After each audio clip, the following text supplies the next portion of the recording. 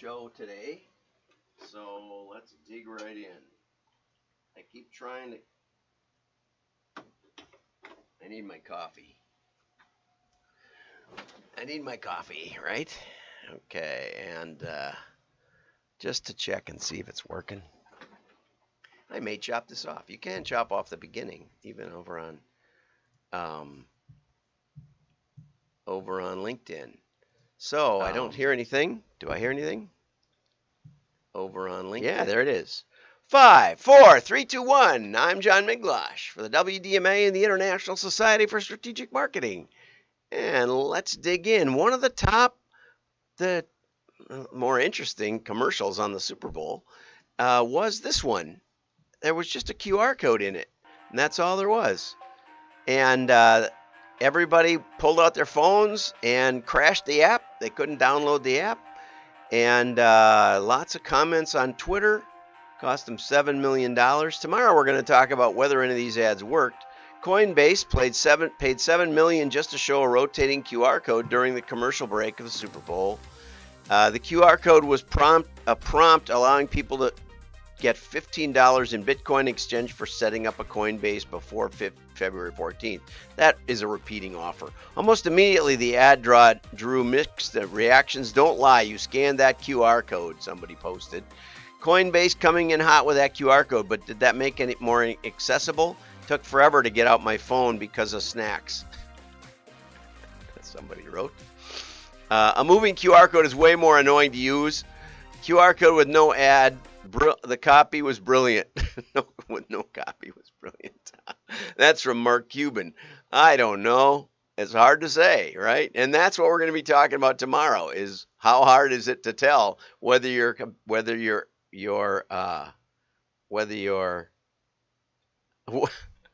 ad did any good?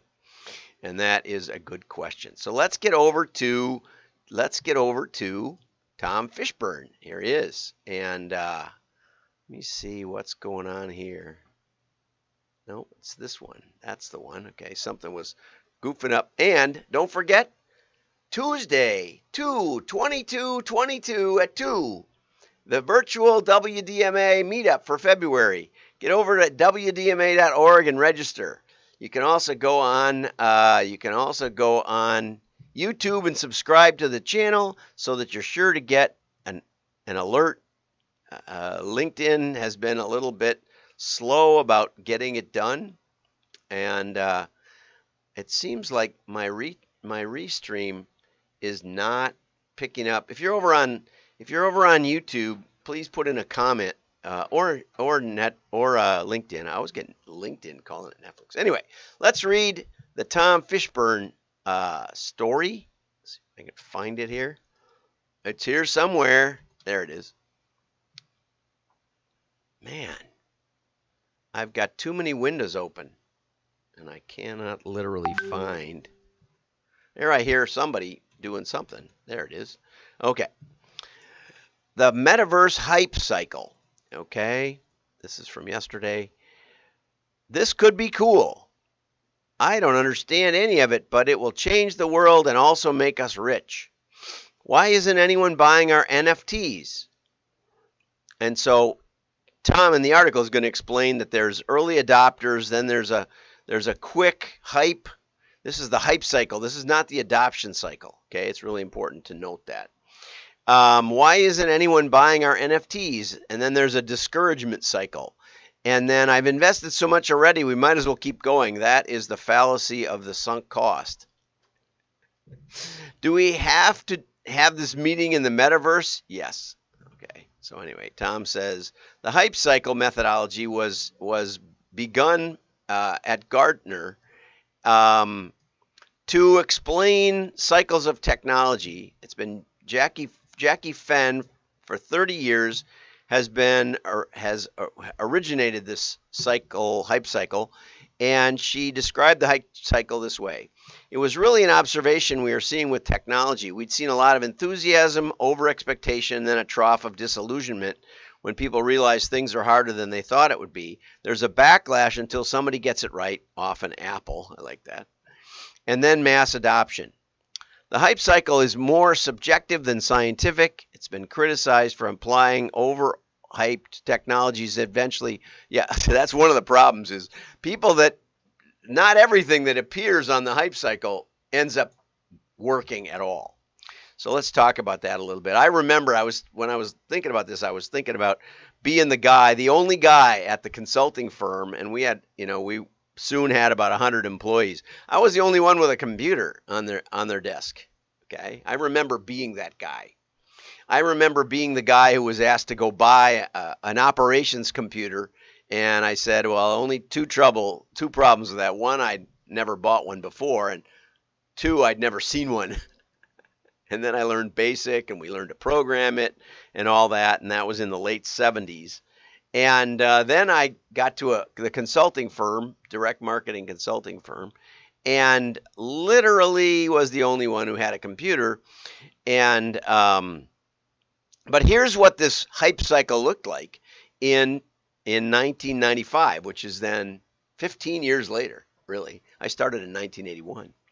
So here's things like the information superhighway, already disillusionment, okay? Wireless communication is going up on the hype cycle. Video conferencing, way down in the trough of disillusionment, right? Handwriting recognition, which we do have to some extent. You have to be a little bit clear about it.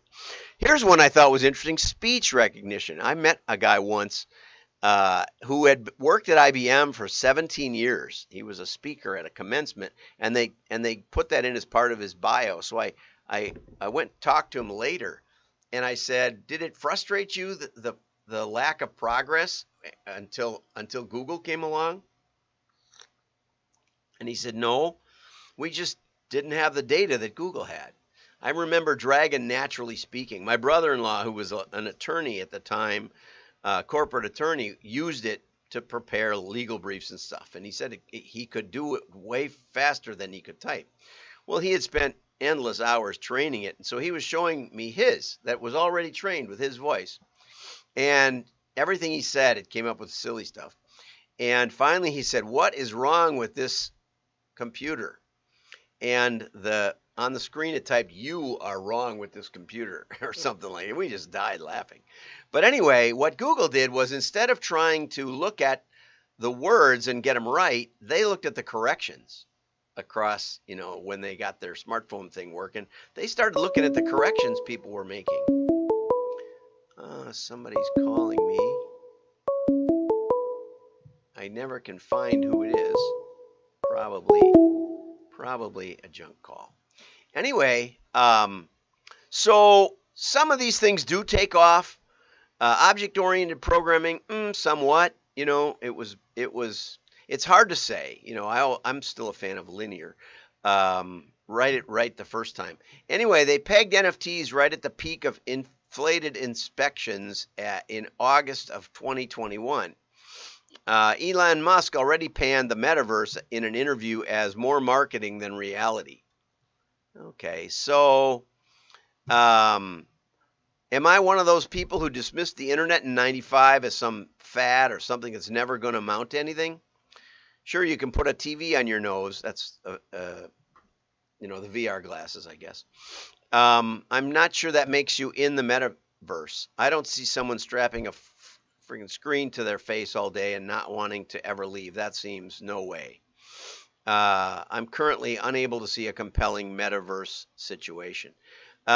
This is an interview with Bill Gates on Letterman, and Letterman says, well, what can you do with this information superhighway? And he says, well, you could listen to a baseball game, and anytime you want. Well, I want to do it live, and what about radio? What's wrong with radio? And Bill Gates laughed, and he said, well, you can listen to it later. He said, anybody heard of a tape recorder? So, there's two sides, two voices in all of this conversation. One voice is the skeptic who doesn't see the value, and then there's the evangelist who struggles to explain what the big deal is. Just because a technology is overhyped doesn't mean some version of it won't happen.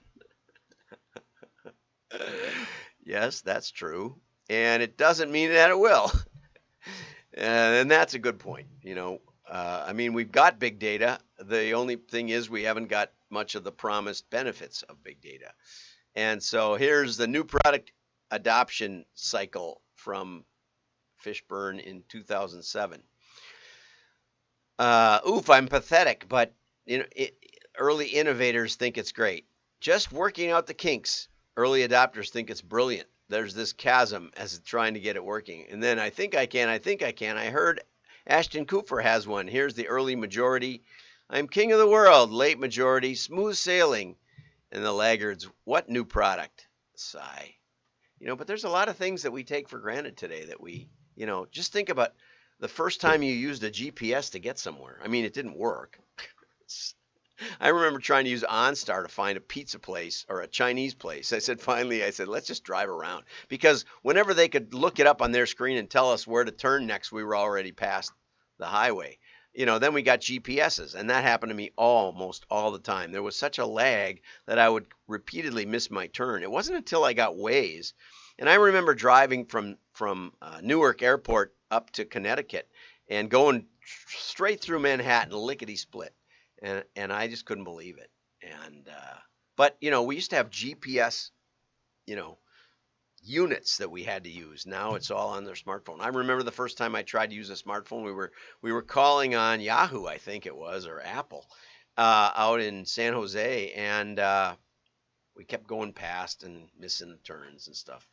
And I said, usually I print out the directions. I told the guy who had it, he couldn't get good cell coverage, and so which is another thing. Remember that? I remember the first call I got in the Everglades, and I thought, wow, this is just amazing. So anyway, here's another article by Gartner Group. By 2026, 25% of people will spend at least 1 hour per day in the metaverse. And, if that's an average, that means some of them are spending 8 hours. Vendors are already stepping up and planning the mechanisms that they will use. There's an article over here about McDonald's and Panera. McDonald's is trademarking McCafe in the metaverse and for NFTs so that they'll be able to operate virtual restaurants where food and beverage orders will be placed in the metaverse and fulfilled in the real world. And that's, not such a stretch, of course. It's just a different interface to their already existing drive-through where you order on their app and go through the drive-through to get it. I've used it on a few fast food chains. I don't remember if I've used it on McDonald's or not. I think I used it on Burger King because I knew that there was only the drive-through, and maybe they had an incentive for me to try it. I haven't been a big user. I tried Domino's just the other day, and it worked really well. I mean, they showed you when the pizza went in the oven and all this sort of thing. I remember the first time I ordered from Amazon, that was what impressed me. And so, anyway, they're already trademarking things for the metaverse. One of the things that I did like about this article, it said that no one company will control the metaverse. I think my biggest concern is that Facebook, who spent something like $4 billion just lately, is going to be the only controller of the metaverse. But I don't think that's true. I wanted to get over to I don't know if you'll be able to see this or not. But here's that article by Gartner. Let me see if I can get it to pop here. ODP PDF. Nope, there it is. Yeah, I thought that was funny. It's so real. Anyway, and I'll also post, just for fun, this cycle, and you can trace your favorite technology and its promise through literally 25 years. You can see they get a lot more. There's more hype as we go. More and more and more dots on the line. More and more hype. And here's 14 more. It's hard to see. These aren't really greatly, they're not labeled tremendously well to tell you what year. This is 2009. Look at all the dots. Here we got 2012. Look at all the dots. But anyway, you can't read it on here. And Nothing much is making it in 2018. Nothing much is working. I guess the focus changed from the adoption phase over to the hype phase and what's getting hyped in a particular year. Here, there's only a couple of things that actually emerged. Anyway, so have a great day. Tomorrow we got some good direct mail articles, and perhaps we'll talk about direct marketing in the metaverse, right? Wouldn't that be something? Will you be able to do direct mail in the metaverse? Or how will you measure? Have a great day. Like